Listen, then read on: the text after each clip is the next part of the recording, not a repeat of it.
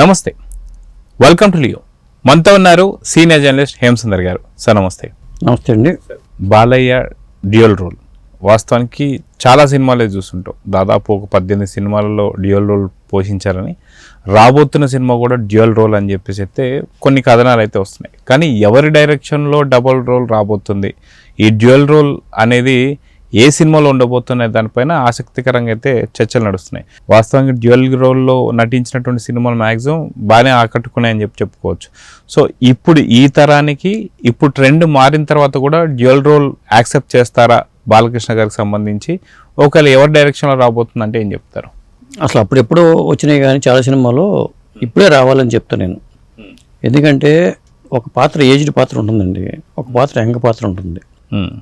ఇప్పుడు ఎన్టీ రామారావు గారు సర్దార్ పాత్ర ఎప్పుడు చేశారు? ఆయన సినిమా నుంచి విరమించుకునే ముందు చేశారు.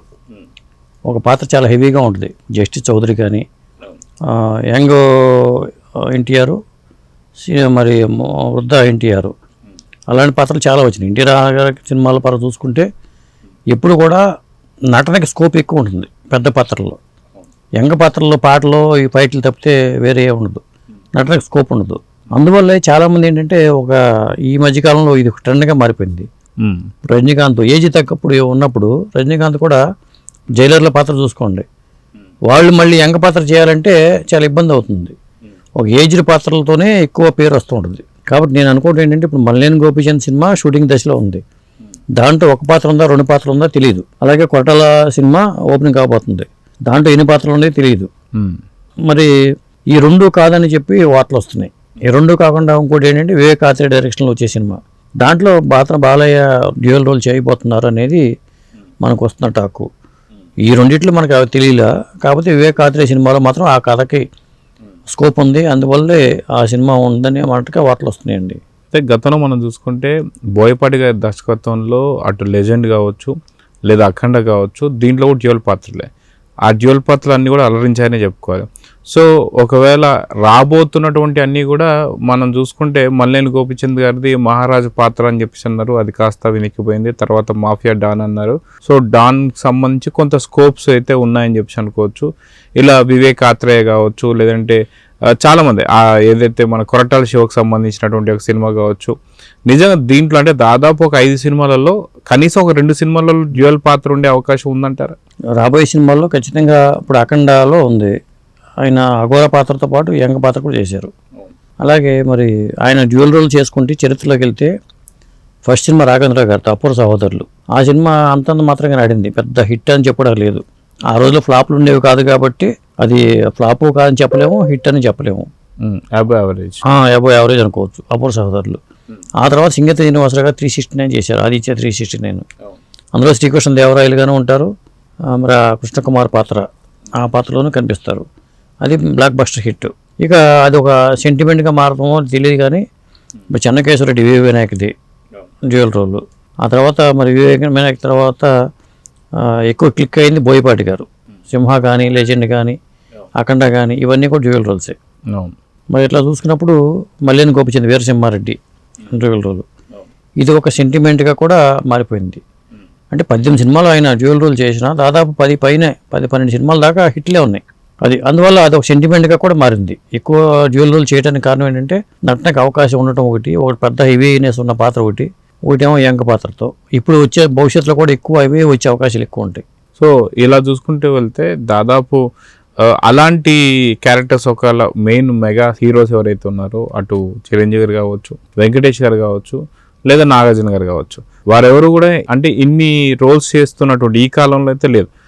మనం చూసుకుంటే అందరి వాడు సినిమాలో చిరంజీవి గారు సేమ్ డ్యూయల్ రోల్ అయితే తండ్రి కొడుకుల పాత్ర నటించారు, అది కొంత అలరించింది అని అనుకోవచ్చు. కానీ దాని తర్వాత మళ్ళీ అలాంటి ఇలాంటి సినిమాలు అవన్నీ అప్పట్లో ఉన్న ఈ తరంలో మాత్రం మనకు అనిపించే నల్లంచు తెలచీర దొంగ మొగుడిగా వచ్చింది నవల, నల్లంచు తెలచీర నవల, అది దొంగ మొగుడు డ్యూయల్ రోల్స్ ఉన్నాయి. ఇట్లా కొన్ని ఉన్నాయి. ఇప్పుడు రౌడీ ఎల్లుడు కానీ ఇట్లా కొన్ని సినిమా చిరంజీవి గారికి కూడా దాదాపు అంటే ఈయన 111 సినిమాలు చేస్తే 18 సినిమాలు ఉన్నాయి. ఆయన 150 చేస్తే మరి ఆయన సినిమాల సంఖ్య తగ్గట్టుగానే ఆయన కూడా ఎక్కువే ఉన్నాయి. మిగతా వెంకటేష్ గారికి నాగార్జున గారికి లేవు, కానీ కంపేర్ చేసుకుంటే చిరంజీవి గారికి బాలయ్యకి ఎక్కువ ఉన్నాయి డ్యూయల్ రోల్స్. సో ఓవరాల్గా ఇప్పుడు ఆసక్తి ఎలా ఉండబోతుంది? ఎందుకంటే మీరు ఇందాక అన్నట్టుగా గతంలో ఇట్లా డ్యూయల్ రోల్స్ అన్నీ వచ్చినాయి కూడా మంచి హిట్ అయినాయి. సో ఎలాంటి అంచనాలు ఉండబోతుందంటే ఏం చెప్తారు? ఇప్పుడు వివేకాత్రేయకి మొదటిసారిగా ఆయనకి first time dual role handle చేస్తున్నాడు. వివేకాత్రేయ ఈ బాలయ్య కాంబినేషన్లో సినిమా రావడం కూడా గొప్ప విషయమే. మొదటిసారి కాంబినేషనే బాలయ్యకి వివేకాత్రేయకి. బాలయ్య చేయబోయే సినిమాల్లో కొరటాలతో మొదటిసారి కాంబినేషనే. మరి విజయ కనకమేడలతో సినిమా కూడా మొదటిసారి కాంబినేషనే.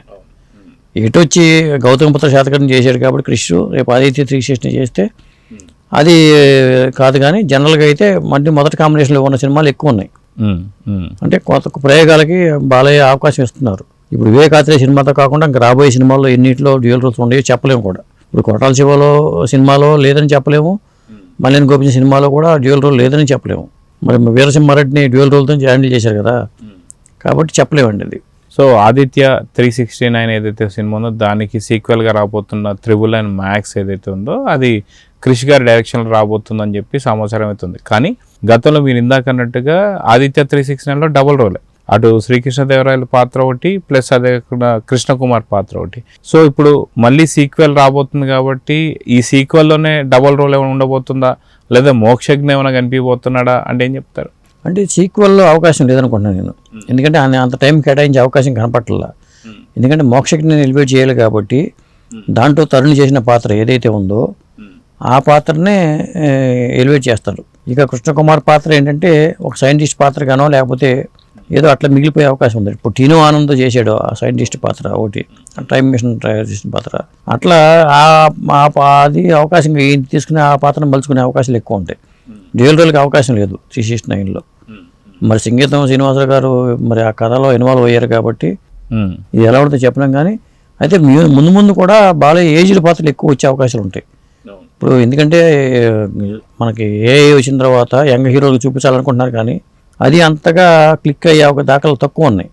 ఇప్పుడు టైగర్ నాగేశ్వరరావులో కానీ లేకపోతే ఇట్లా ఏఐతో కొంత మార్చారు కానీ అంత ఆకట్టుకోవాలి. కాబట్టి అట్లా వెళ్లకుండా ఏజ్ తక్కువ పాత్రలు ఎంచుకుంటేనే మంచిది. సో చూద్దాం సార్, ఖచ్చితంగా బాలకృష్ణ గారికి సంబంధించి రాబోతున్న సినిమాల్లో ఎన్ని సినిమాలు డ్యూయల్ రోల్స్ ఉన్నాయి, ఎన్ని సినిమాలు హిట్ కొట్టబోతున్నాయి, అది ఏ సినిమా అవ్వబోతుంది అనేది వెయిట్ చేసి చూడాల్సిందే. సో చూద్దాం సార్ ఏం జరగబోతుందో. నమస్తే. నమస్తే అండి.